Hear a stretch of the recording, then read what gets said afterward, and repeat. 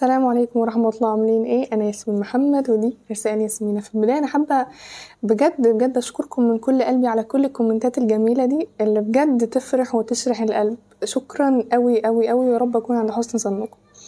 نبدأ النهاردة حلقتنا مع اعمال اهل الجنة. جنة تجري من تحتها الانهار، ربنا اعدها للعباد الطيبين الصالحين اللي كانوا بيكرموا وبيوسعوا على اللي حواليهم، ما كانوش بيضغطوا. فتخيل معايا صديقي، تيجي في لحظة من يوم القيامة فربنا يسألك سبحانه وتعالى وهو أعلم، هو أنت كنت بتعمل ايه في الدنيا؟ فأنت ترد وتقوله يا رب أنا ما كنتش بعمل حاجة غير إن أنا كنت بدي فلوس، بدين الناس، يعني بدي فلوس للناس وأفرق كروبهم من الرزق اللي أنت رزقتني بيه، لأنك وسعت عليا رزقي. ولما كان يجي وقت السداد واللي قدامي ما يقدرش يدفع، يعني كنت بريحه، يعني ما كنتش بضغط عليه واقول له لازم تجيب ولازم تعمل في الدنيا واستنى عليه وامهله الوقت لعل ربنا يعني يتجاوز عني في الاخر.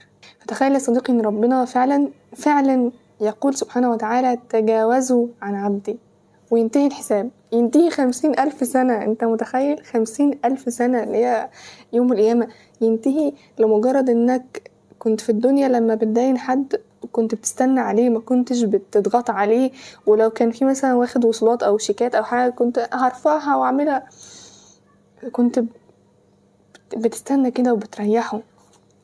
فربنا يكرمك ويريحك في يوم القيامة. قال رسول الله صلى الله عليه وسلم: كان الله في عون العبد ما كان العبد في عون أخيه.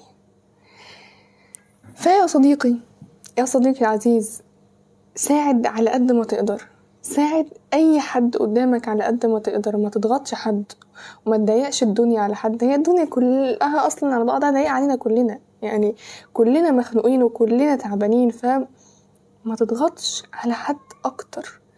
وخليك فاكر كما أكرمت عباد الله بنعم الله في الدنيا، ربنا يكرمك ويتجاوز عنك بفضل الله في يوم القيامة.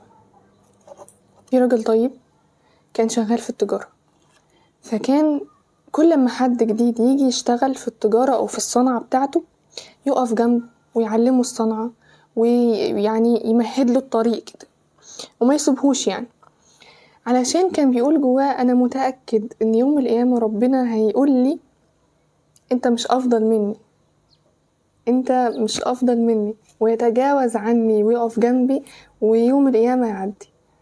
وشوف هي ازاي بسيطة، لكن ربنا سبحانه وتعالى قالها أنا أحق بذلك منك. بمعنى لما انت تقف جنب حد، ربنا يعني ده ربنا اللي بيقف جنب كل الناس وجنبنا كلنا بيقف وبيعنا وبيوفقنا، فانت مش أفضل منه وانا يعني ايه اكيد لا. فالصديقي تذكر دايما انه لما تيجي تتصدق مثلا بالهدوم، بالفلوس، بأي حاجة في ايدك، افتكر ان ربنا حق بذلك منك. يعني انت لما تيجي تدي هدوم لحد مثلا في العيد، واحنا داخلين على العيد داخلين على رمضان، يعني شهر الصدقات والرحمات، فاحنا لما تيجي تعمل كده وتقول انا مش عايز الحاجة دي تاني، او انه الحاجة دي انا طلعتها لوجه الله، فربنا هيقولك أنا أحق بذلك منك ويرجع لك الحاجة دي أضعاف مضاعفة. يعني تتصدق فيتصدق عليك بالجنة، تتصدق فيتصدق عليك برحمته، برضاه، بفرج همك، بأن هو يشيل من عليك هم مثلا كنت شايله في يوم من الأيام في قلبك، حتى ولو آخر جنيه معاك، وهتلاقي إن ربنا بيردهولك أضعاف مضاعفة. فبما اننا داخلين على الشهر الكريم، شهر الرحمة والبركة، شهر كله نفحات كده من ربنا يجعلنا من المتصدقين. تصدقوا تصدقوا بأي حاجة وكل حاجة، حتى لو بكلمة، بابتسامة، بأي حاجة تقدروا تتصدقوا بيها اعملوها، وما تستهونوش بيها، أبدا أبدا. حتى ولو انك تشيل الاذى من الطريق ده صدقة كبيرة. كانوا بيعلمونا كده في المدارس واحنا صغيرين يعني. اي حاجة صغيرة فاكر انت انها صغيرة، هي كبيرة عند ربنا، هي مش صغيرة ابدا ابدا ابدا، فتصدق.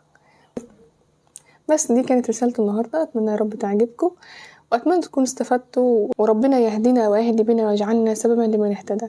السلام عليكم ورحمة الله.